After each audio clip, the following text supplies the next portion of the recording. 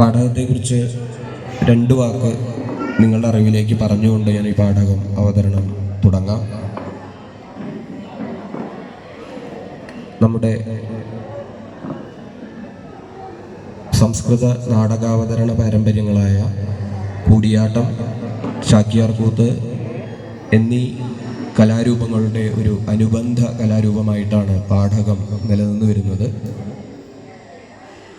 പണ്ടു കാലങ്ങൾക്ക് മുമ്പേ നമ്മുടെ പുരാണ കഥകളിലും സംസ്കൃതത്തിലും ആളുകൾക്ക് അഭിരുചി വളർത്തുവാനായിക്കൊണ്ടും അവരിൽ ഭക്തി പ്രദാനം ചെയ്യാനായിക്കൊണ്ടും നമ്മുടെ ക്ഷേത്രങ്ങളിൽ ഈ കലാവതരണം നടത്തി വന്നിരുന്നു. ഇപ്പോഴും പല ക്ഷേത്രങ്ങളിലും അത് മുടങ്ങാതെ നിലനിന്ന് പോരുന്നുമുണ്ട്. നമുക്കെല്ലാവർക്കും അറിയാം, നമ്മുടെ നാട്ടിൽ നമുക്ക് മഹത്തായ ഒരു സംസ്കൃത പഠന പാരമ്പര്യമാണുള്ളത്. അതുകൊണ്ട് തന്നെ സംസ്കൃതത്തിൽ രചിച്ചിട്ടുള്ള മേൽപ്പത്തൂർ നാരായണ ഭട്ടതിരിയെ പോലുള്ള മഹാപണ്ഡിതന്മാർ രചിച്ചിട്ടുള്ള മഹാഭാരതം, രാമായണം തുടങ്ങിയ ഇതിഹാസങ്ങളെ ആസ്പദമാക്കി അവർ സംസ്കൃതത്തിൽ രചിച്ചിട്ടുള്ള ചമ്പു പ്രബന്ധങ്ങൾ, അതായത് ഗദ്യവും പദ്യവും അടങ്ങുന്ന ചമ്പു പ്രബന്ധങ്ങൾ ആണ് ഈ കലാവതരണത്തിന് പ്രമേയമായി എടുക്കുന്നത്. അപ്പോൾ ഒരു സംസ്കൃത പഠന രീതി ആണ് ഇതിനുള്ളത്. സംസ്കൃതത്തിൽ ശ്ലോകങ്ങൾ ചൊല്ലി അത് അന്വയിച്ച് അർത്ഥം വിസ്തരിച്ച് പറയുന്ന രീതിയാണുള്ളത്. ചാക്യാർകൂത്തിൽ നിന്നും വിഭിന്നമായി ഹാസ്യരസം കുറവായ ഒരു കലാരൂപമാണ് പാഠകം. ഭക്തിക്കാണ് പ്രാധാന്യം. അപ്പോൾ നമുക്കറിയാത്ത അല്ലെങ്കിൽ നമ്മളെ മറവിയിൽ ആണ്ടുപോയ ചില കഥാസന്ദർഭങ്ങളെ എടുത്ത് അത് വിസ്തരിച്ച് പറയുകയാണ് ഈ പ്രബന്ധാവതരണത്തിൽ ചെയ്യുന്നത്. നിങ്ങളുടെ മുമ്പിൽ അവതരിപ്പിക്കുന്നത് വയനാട് കലാമണ്ഡപം. അവതരണം കലാമണ്ഡലം അനൂപ്. എല്ലാവർക്കും ഒരിക്കൽ കൂടി സ്വാഗതം.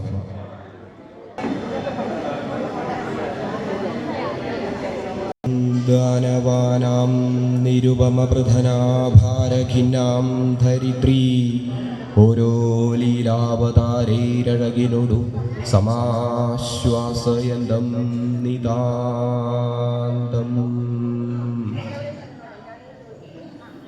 നേരെ കൈക്കൊണ്ടു ലക്ഷ്മീ കൂർമുല പുണരും മനാഭം ഭജേധാ.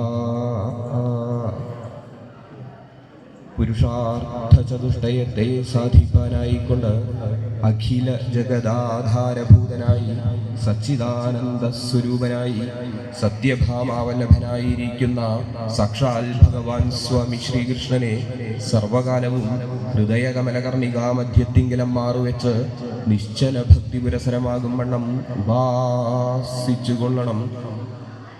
ഈശ്വരനെ സേവിക്ക എന്ന് വരുന്ന സമയത്തിങ്കൽ തൽ സേവാമാർഗങ്ങളും പല പ്രകാരത്തിലുണ്ട്. ശ്രീ മഹാദേവാലയങ്ങളിൽ പ്രദക്ഷിണം, പ്രതിമാർച്ചനം, സ്വരൂപധ്യാനം, നാമസങ്കീർത്തനം, കഥാശ്രവണം, കഥാപ്രസംഗം എന്നതിൽ ഈ കലിയുഗത്തിങ്കൽ അനായാസേനമോക്ഷത്തെ സാധിപ്പാൻ കഥാപ്രസംഗത്തോളം നന്നല്ലതേ മറ്റൊന്നും. കഥ പറയുക എന്ന് വരുന്ന സമയത്തിങ്കൽ വാക്കിന് മാധുര്യാദിഷഡ്ഗുണങ്ങളുടെ പരിപൂർണത ഉണ്ടായിരിക്കണം. ആയത് ഒട്ടും തന്നെ ഏകചക്രാഗ്രാമത്തിങ്കൽ വേത്രകീയനാകുന്ന ഗോത്രാസുരന്റെ ഭവനത്തിങ്കൽ ഭിക്ഷയേറ്റ് അധിവസിക്കുന്ന കാലത്തിങ്കൽ ഒരു ദിവസം രാത്രി സമയം അവിടെ സമാഗതന്മാരായിരിക്കുന്ന വഴിപോക്കരായിരിക്കുന്ന ബ്രാഹ്മണരുടെ മുഖത്തിങ്കൽ നിന്ന് പാഞ്ചാലി സ്വയംവരോദന്തം ശ്രവിഭൂതം ചെയ്തു. ആയത് എപ്രകാരമാകുന്നത്: നിവസൽസുചതേഷു വിപ്രഗേഹേ സമവാപുർനിശികേജിലധ്വനീനാ സഹതൈരഥസംഗധാം വിദേനേ നിജവാർത്താവഗമായ ധർമ്മജന്മാ തേഷു വിപ്രഗേഹേ നിവസൽസു സൽസു. അവര് വിപ്രഗേഹത്തിങ്കൽ നിവസത്തുക്കളായിരിക്കുന്ന സമയം. അവരെ എന്ന് പറഞ്ഞു കഴിഞ്ഞാലോ പാണ്ഡവര് എന്ന് പറഞ്ഞാൽ ധർമ്മപുത്രന് അനുജനായിരിക്കുന്ന ഭീമസേനൻ, അർജുനൻ, നകുല സഹദേവന്മാര് അമ്മയായിട്ടുള്ള ബ്രാഹ്മണ ഭവനം, ഒരു ബ്രാഹ്മണ ഭവനത്തില് ഈ പാണ്ഡവര് അവരെ ക്ഷത്രിയരല്ലേ, അവരെ എങ്ങനെയാ ഒരു